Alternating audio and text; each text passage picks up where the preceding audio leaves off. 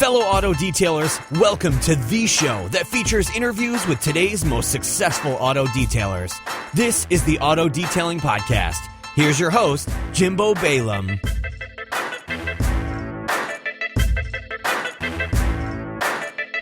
This week's sponsor for the Auto Detailing Podcast is Google AdWords for the modern auto detailing business at autodetailingpodcast.com/Google. If you're looking to take your business to the next level, or maybe you're just starting your detailing business and your website doesn't quite rank high enough in a Google search for keywords like auto detailing and the such like, you're going to want to head over to autodetailingpodcast.com/Google. Because I'm going to show you exactly how to get your site to rank higher in Google searching, how to put, honestly, hundreds, if not thousands of dollars in your pocket every single month in addition to what you're already making. And it doesn't have to cost a lot of money to do paid advertising. For as little as $40, one student made over $1,000. How about, do you have $3 extra per day that you could be using for advertising expense?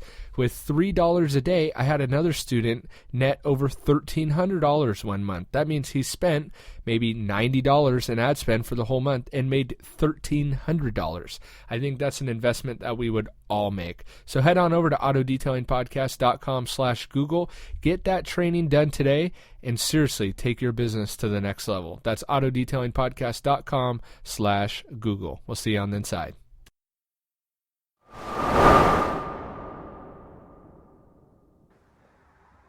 Welcome to episode 216 of the Auto Detailing Podcast. I'm Jimbo, your host, and today we have back on Jason Rose, not from McGuire's anymore, but from Rupes. I could edit that one out. Sorry, I wasn't going to bring up McGuire's, but whatever.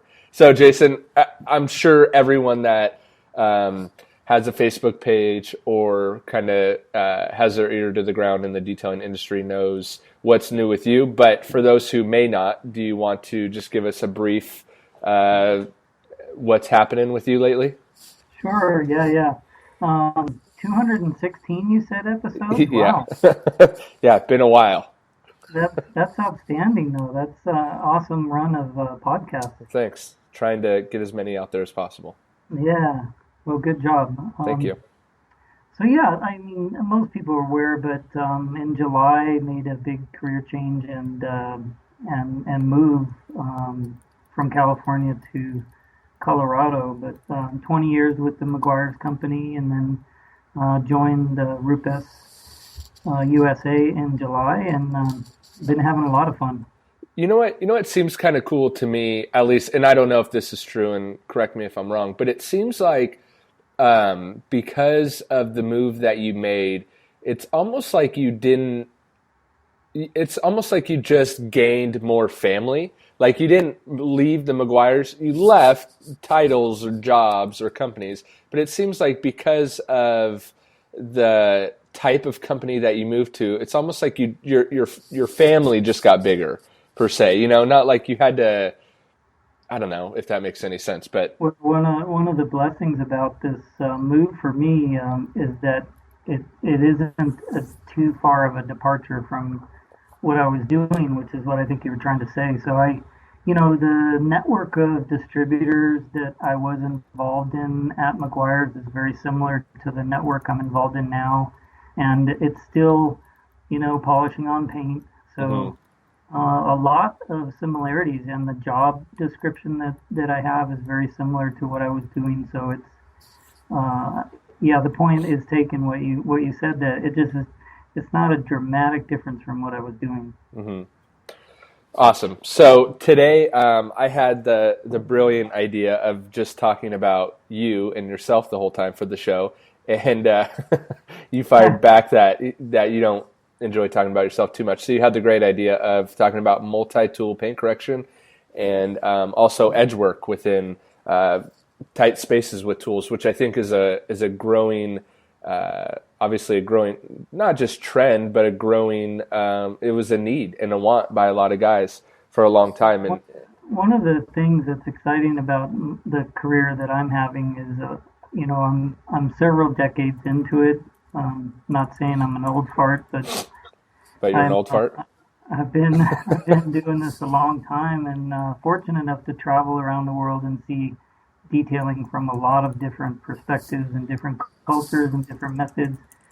So I'm able to look at trends over time, and one of the most predominant trends that I see happening right now in professional detailing is that the use of tools. So um, there was, a time a couple decades ago or 10 years ago or maybe even 5 years ago when the go-to method for most detailers, especially on the paint refinish and collision side of detailing, the common thing that detailers did is they would select a tool, and that was the tool that they polished on every car with every day. So there was one tool that was the go-to, and that's the way it's been for many, many years. And up until recently, the change happened that detailers got to a point where they're okay. I'm going to do the car with this one tool, but now I have lots of more options of which tool I use.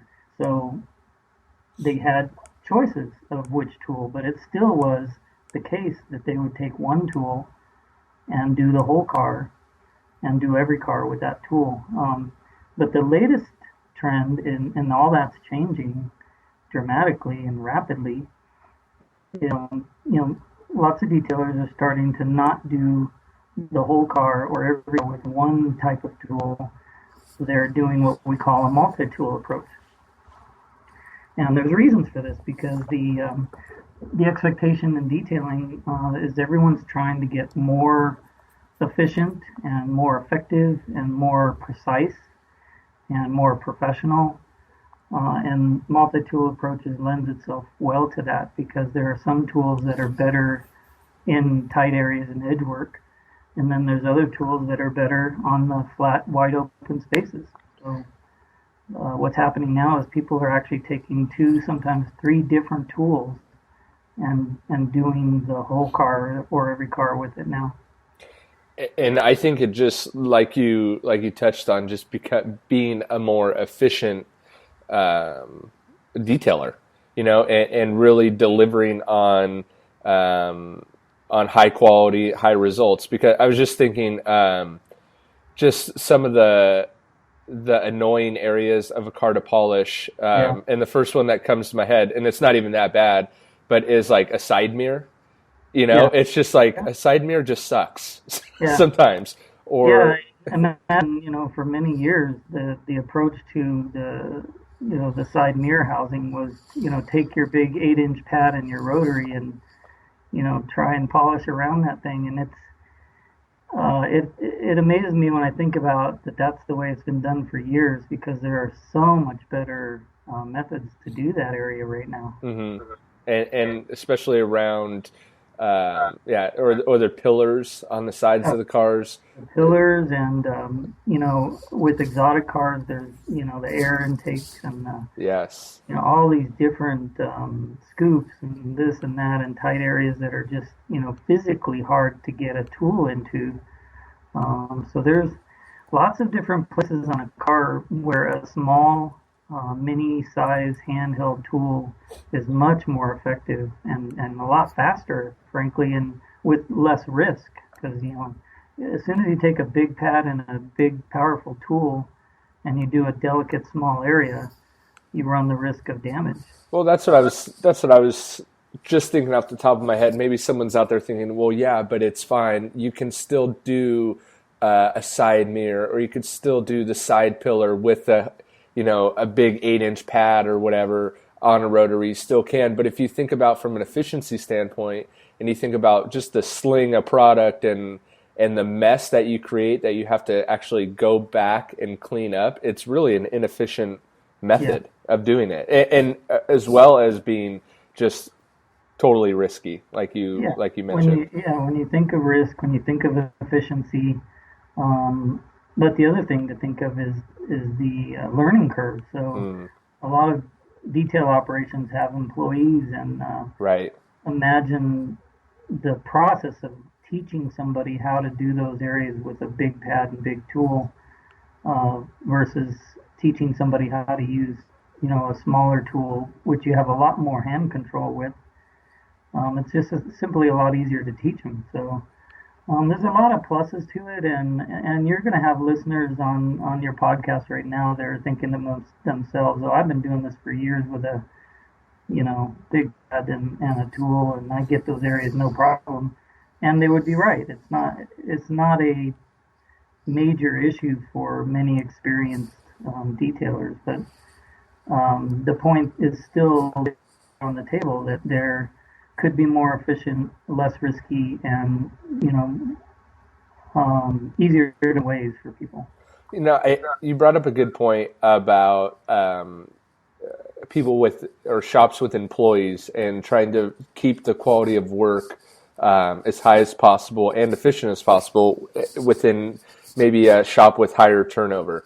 And I was just having a conversation with someone else the other day about we were talking about rotaries and how rotaries are faster and the benefits of a rotary, basically. But and I agreed with him, and I do agree. But I was just, as you were mentioning employees, I was just thinking, yeah, if you're the owner of a shop trying to teach someone how to correct paint or get the paint looking significantly better, whatever level of correction you're trying to achieve, to stick maybe someone with literally zero or little to no experience holding a machine, it's inefficient and a waste of time to stick them with the rotary. If you are a one-man operation or a two-man operation or whatever, where you're still doing the majority of the polishing and you want to use a rotary first and then dial back down to a DA or something like that, and that could be more efficient.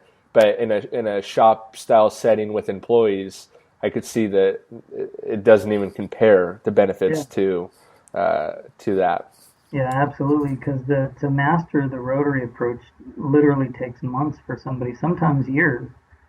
So if you can get rotary like or really close to the rotary result with a different type of tool that may take minutes or hours to master. Right. So I wasn't able to make it out to SEMA this year, but one of the things that actually got talked about quite a bit on this show in past was, and one thing that I'm not by any means taking the credit for the Nano and the cordless mini tool, but one thing that I always thought would be cool is a cordless tool. And talking about efficiency. So talk about that tool a little bit and the benefits of it. Well, in this multi-tool approach to polishing cars, one of the things that fits very well is that Rupa has just launched the new tool. It's called the Nano with hybrid technology. And hybrid technology points to the power features in the tool, and that you can actually use the tool battery powered or very easily switch to a corded tool. So it's the same tool, but it can be battery powered or plugged in. So that's what the hybrid technology is all about. The tool is called the Bigfoot Nano. Bigfoot meaning it has a large diameter orbit, but the Nano obviously is pointing to the small handheld size of it and the small pad sizes that the tool uses. So this is a 1 inch and a 2 inch platform. And it could switch from DA to rotary, which I think is huge. And that's another cool feature of it, because when you think of doing edge work and pillars and mirror housings in tight areas, the ability to choose between a rotary movement and the dual action orbital is very powerful, because they're both of them are relevant and both of them are useful. There are times that you want to have a small rotary, and there are times you want to have a small, orbital. So the tool is very flexible in that way, and it can use foam pads, and you can sand with it, and you can use brush attachments to do, even spot interior stuff or wheel wells and wheels, and it's quite the powerful tool. That's a great idea. I didn't even think about that. But one of the worst spots to try and shampoo or anything inside of a car is between the seat and not the door edge, but the door frame. Yeah. It's like horrible. I just thought about that. But if you had man, that's and cool. it does come with little carpet brushes, so it works really well for that. That's a great idea. Would it work on seatbelts? Like, could you? I know seatbelts are kind of tricky to clean, but would that be a good tool to clean seatbelts with? Absolutely. In fact, I think the width of the brush attachment is probably about the same width as a seatbelt. So I think that's, yeah, or maybe a little bit smaller, but yeah, I think that would work well. I haven't personally tried that yet, but I think it would work well. I don't get it too often in my detailing business, but every once in a while like you can make an interior look great and then the seatbelts are just completely thrashed. And there's like, you see it on the forums or the Facebook groups all the time, people talking about seatbelts, and there's really no great way to clean seatbelts in an efficient way, you know? Right. So that would be, I'd like to try that. That'd be kind of cool. Cool. So, do you think it's possible to make a 15 mil throw or even a 21 mil throw that is a DA rotary combo, kind of like the Nano, but oh yeah, I think the technology's there. It's all about trying to make it engineered into a tool that is marketable. So, and what's helping a lot is the battery technology finally caught up to, we've always had battery-powered hand tools for many years. You go to Home Depot and Lowe's and you can buy, hand drills that are battery-powered for many, many years. But when it comes to polishing on paint, the torque requirements and the run times on the battery always have limited the common use of a battery tool for us polishing on paint. There just hasn't been enough torque and it hasn't been enough run time. But the battery technology has improved to the point that it's now possible. So, for example, the Nano has a 30-minute run time even under load, and then it recharges in like 15 or 20 minutes. Will it recharge itself? So say you drain the battery. Oh, I guess, okay. The battery is on a separate charger. For some reason I was thinking, you'll just plug it in to keep using it so there's no downtime, but so the battery essentially will be charging as you could keep using it. Yeah, the kit comes with 2 batteries for a reason, because it gives you continuous use. So you're running with one and you're charging with the other, and then when you run out of juice, you just switch and you keep going. Yeah. Let's talk about switch gears. Talk about the Mark II, and go ahead, take it away. Tell us about it. Well, the Mark II, in our view, is just basically taking a good thing and making it great. The Bigfoot platform has obviously done very well and been very successful, and it's been very, very helpful with a lot of detailers in terms of efficiency and quality and results. So it's a polishing tool that's definitely made its mark, but now the tool has been improved and given a little more boost in power. I say a little, but 30% more power is pretty significant. Then some improvements in the internal structure, the skeleton of the inside of the tool, and then also the electronic tuning. So some pretty good, solid improvements on the Bigfoot platform. So it seems like that the technology is trying to take a DA and get it as close as possible to the abilities of a rotary without the downfalls of a rotary. Would you say that's true? I think that has been the effort by tool makers for probably the last, I would say, 6 to 8 years. Is, when orbitals came on the scene, they at best were wax spreaders and fine polishers, but the effort by tool makers has been, hey, can we get rotary-like results without the baggage associated with, the rotary tools. And what's that baggage? Well, we already talked about the learning curve, but there's also the tendency of a rotary to leave a rotary-induced swirl mark. Mm. And it's messy, so you got to clean up between steps and all those things. Can we get rotary-like results without all the baggage? And I think that gap has definitely been closing over the last few years, and I think we're there now. I think our experience in body shops especially has been we go into a body shop where they're doing 2 and 3 step rotary processes, and we're doing demonstrations of 1 step with the Bigfoot system and getting even superior results than what they were getting. So it's quite remarkable. I think we have landed. I think this is the time where we can honestly say we're getting rotary-like results without all the hassle and the risk. I like it. I like it a lot. It's nice for, I know some old school guys are kind of like, well, rotary's still king, blah, blah, blah, blah, blah. And I don't know why I keep bringing up the rotary, but it's for, if you take on the mindset of a newcomer or a newbie or someone who's trying to break into the industry, or maybe just an enthusiast at home that wants their paint to look better.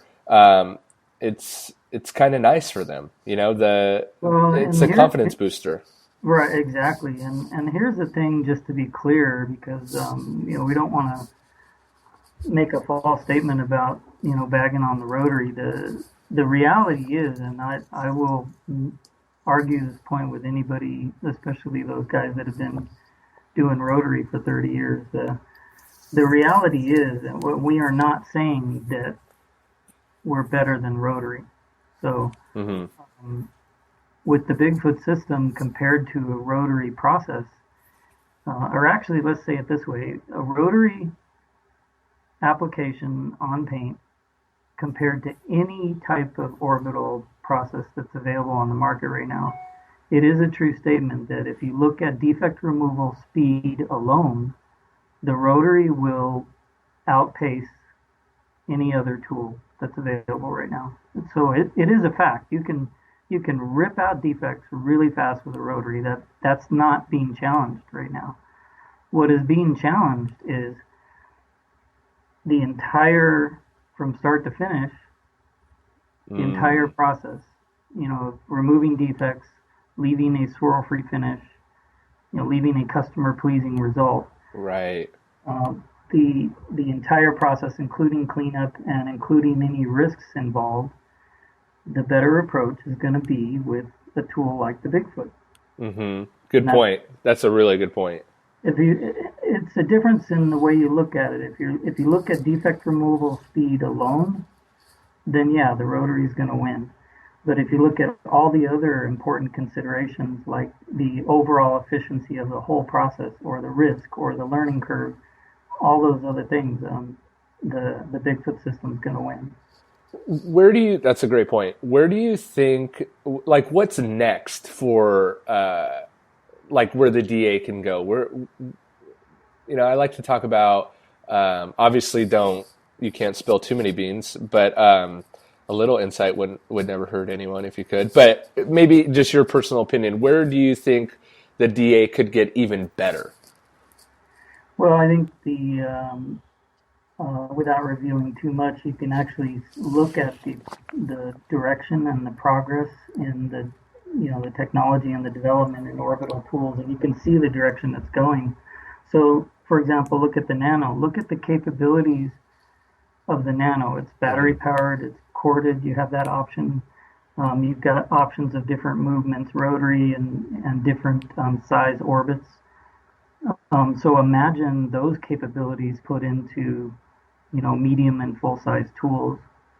Right? Wouldn't that be exciting? That would be awesome.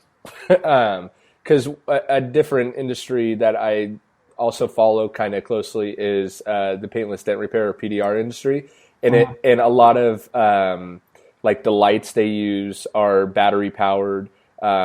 and a big thing is like glue guns are their guys are actually manipulating them to be battery powered because a lot of guys are mobile. So, but yeah, that would be. Could you imagine just not having to deal with a cord or having to worry about trying to find power somewhere and being able to, gosh, polish out a whole car on a battery powered. Yeah. That would be awesome, especially for a mobile guy.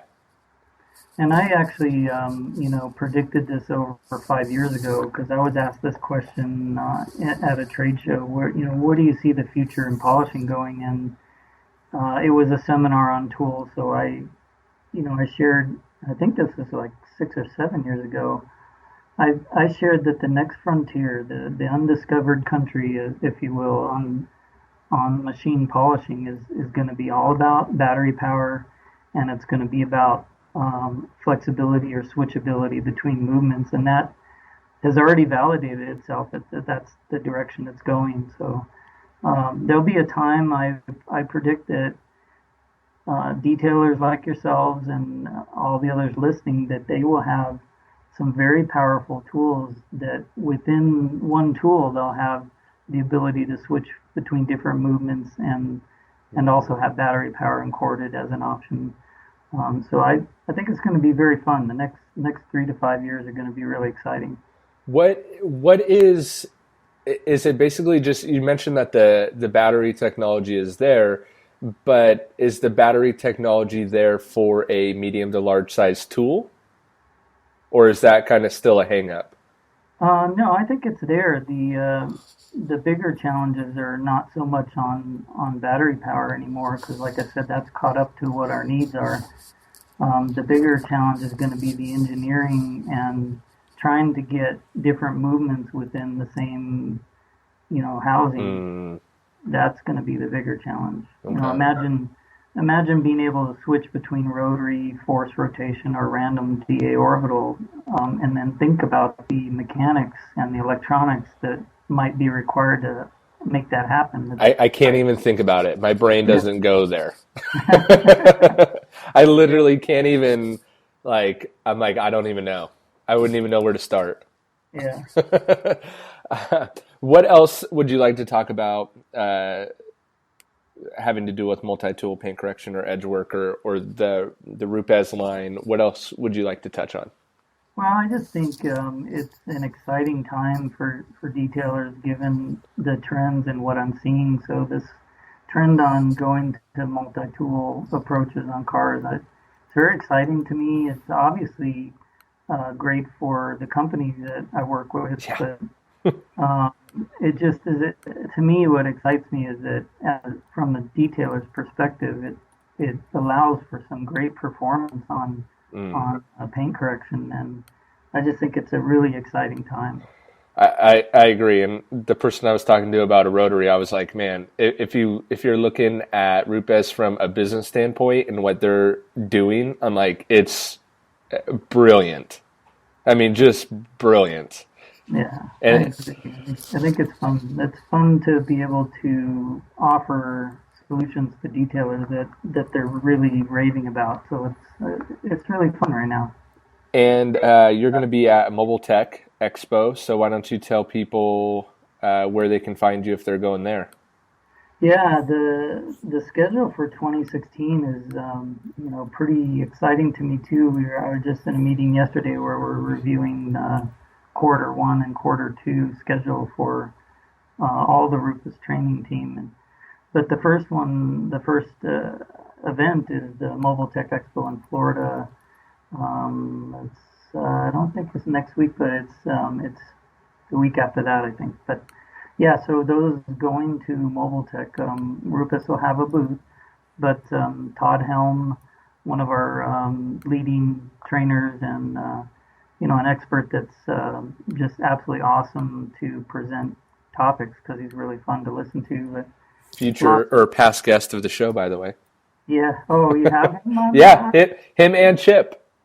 Oh, okay. Yeah, a while back. Yeah, I'll have to listen to that one. So he's funny to listen to, but just a huge amount of knowledge in his head. But he and I will be presenting topics together and separately. So we have 3 different topics we're presenting at Mobile Tech, and we're going to repeat those topics in different days, so that depending on when detailers go, they'll have opportunity. Man, quick story about Todd. You guys had a Rupes night at detailing.com out here in Irvine, and he had his rental car. It was like a Ford Explorer, black. And he literally crumpled up a piece of sandpaper. I forget what the original grit of the sandpaper was, but he crumpled it up and just took it straight to the paint of that car, and then demonstrated how to polish it out in one step. Yeah, and it was like, dude, that is gnarly. Yeah, he's a real fan of the one-step. He loves showing one-step processes because it just blows people away. Well, and I think, I don't know, I think along with tool innovations and stuff like that, I think, in my opinion, the one-step correction is kind of the holy grail of correction. Yeah. In my opinion. I know guys like to do like 84-step corrections, but I know. Yeah, it's like people bragging about that, but I'm with you on that. It's very exciting to have the capability to be able to do paint correction in one step. That's awesome. Do you see any? I know. So Rupes is. You guys have at least 2 kind of one-step procedures with the UHS and then the blue, right? Well, actually, we have 5 different liquids and 5 different pads, but the reality of the offering there is that any one of them could be used as a one-step. Any combination can be used as a one-step. We basically dial it into where, in most cases, we can get the paint correction done in one step, and in some cases, based on variables like paint hardness and the severity of the defects and things like that, it might take 2 steps. And then very, very rarely would we be recommending a 3-step process on something anymore. Wow, that's crazy. Another one of my favorite things is the bag, the polisher bag. Well, have you seen the new big bag? I did see it, but just we're giving one of those away at Mobile Tech, by the way. So it's like a $200 bag, but we're giving one away. And so how do they win it if they're going to Mobile Tech? Well, there's going to our booth, there's, a contest going on there, but there's also the silent auction that is a charity for the Larry King Foundation at the Awesome. Mobile Tech Expo, so you can actually do a bid, and your dollars are going towards a very good charity. That's awesome. So those are a couple ways to get the big bags there. That's cool. Yeah, but I just, was it yesterday or the day before? Anyway, I was doing some... this guy rubbed up against some paint transfer. And it was so nice to just pick up the bag and just I got the bag and I took a extension cord and I was good to go. It makes it so much more efficient. Yeah. Efficient, I guess. Really cool. So, hey, there's one other thing I wanted to share with your listeners, because another very interesting and kind of real dramatic thing is happening in the detail industry. So you think of events like Mobile Tech Expo and Detail Fest and different training events and different trade shows where there's gatherings of professional detailers, right? Mm-hmm. It's kind of a benchmarking event, but there is a big detailer gathering that's going to happen in Norway in late February, and it's sponsored by Rupes Italy, but it's a Bigfoot event, but it's a gathering of detailers in Western Europe. But what's significant to me, and the reason I'm sharing this, is because the pre-registration and the expectation on this event is that there's over 400 Whoa. detailers that are going to show up for this one-day event. Whoa. So you think about that, 400 professional detailers that are gathering in one place. And what other time in our history of detailing has that ever happened? Never. Never. Wow. So, in Norway. It's just a remarkable thing to think about, that our business and our industry has progressed to the point where we we're now having events like this where that many professional detailers are gathering. So it's really exciting. I mean, I'm not patting myself on the back because it's a Rupes event. If it was another branded event, I'd be sharing the same thing with you right now, because what's significant to me is that many detailers are getting together in one place. And that is so exciting. I'm totally with you. Just the growth of the industry is really fun to see. Really fun to see. Yeah. Yeah, it's exciting to see the development. There's lots of things happening now that were only dreamed about or talked about years ago. The IDA, International Detailing Association, they're progressing through their certification program and their training programs, and those things that they're now doing have just been dreamed about 10 years ago. Right. And yeah, it's funny when you think about it. I had a customer come to me whose car was it was black and it was totally hacked, and he actually called me from the detail shop that he was at and wanted me to tell the detailers there how to fix it, and so I ended up talking to them, and they only had a DeWalt rotary, and it's funny to think about, 8 years ago, 5 years ago, that would have been okay. Like, that's all you got? Cool. This is how you fix it. And now it's like, what do you mean that's all you have? Are you kidding me? And I told the guy, just leave the shop. But it's funny to see how, or it's awesome to see how much the industry is maturing and advancing, and it's really good to see. If people want to connect with you, how can they find you? Well, email is jasonr@rupususa.com, and Facebook is a good way to kind of tap into what I'm doing, but I'm not very good with Facebook messaging, to be honest with you. I get inundated with messages there, and most of them I simply can't or won't respond to, but email is best. And then the inner circle of people through distribution, they've got my phone number, and if you want to call me directly and talk to me, the best way is to go through your distributor, wherever you're buying your Rupes machines from, because most of those distributors have a way to reach me. Or you could call Jason at 714. Just kidding. One last question. If someone is out there and they're either a home enthusiast or they're just starting a detailing business, which I know is two totally separate mindsets and ideals, but if they were looking at purchasing one machine from Rupes, what is maybe your favorite machine, or what is the most versatile machine that you guys offer? If obviously their goal is to extend their tool range for efficiency and all that later down the road, but they're looking at starting off with one tool, what do you tell them to get? Yeah, that's actually a very common question that we get, Jimbo. So and it lends itself well to the whole multi-tool approach versus a single tool approach. But if the question is, hey, if I'm going to get one tool, I'm going to do my whole car, repeatedly with that one tool, what tool would it be? What's the recommendation?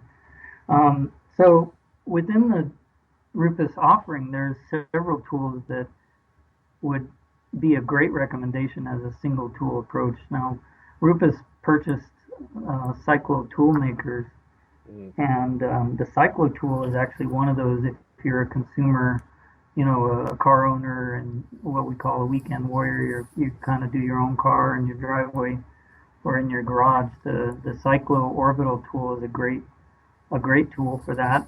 And then in the Bigfoot line, there's one tool called the Duetto. Duetto meaning that it's one electric tool that can do both light sanding and paint polishing. So within one tool platform, you've got a wide range of capability. But it's in the Bigfoot line, it has 12 millimeter orbit, so it's still considered a large stroke. So the Duetto and the Cyclo are great ones. If you wanted the performance of the full-size Bigfoot tools, then the 15 millimeter Mark II that we just launched would be a great one tool approach on cars. What's your favorite? Mine is the 15 millimeter Mark II. That is, and I use it in a multi-tool approach as well as a single tool. If I'm approaching a car and I'm going to use one tool, that would be the one I'm picking up. I like it. That's my favorite too. Yeah, the orbit size, and it actually has a higher speed coming out of the motor relative to the 21, so it's got lots of power. It has a smaller pad diameter system on it, so I'm able to get around places on the car a lot more efficiently. Definitely. That's my favorite. Yeah, mine too. Cool. Well, thank you for coming back on the show. And my pleasure. Thanks for inviting me. Thanks for all the knowledge you shared today. Oh, no problem. And I look forward to doing this again. And I invite all your listeners to go to Norway if you can. Yeah. Thanks for listening to another episode of the Auto Detailing Podcast. Head on over to autodetailingpodcast.com for full show notes and links of everything that we've talked about today. And don't forget to check out our resources page for a direct link to all the products talked about not only on today's episode, but that I use in my day-to-day detail business. They have direct links so you can purchase and get free shipping right from that page. That's autodetailingpodcast.com. We'll see you on the next episode.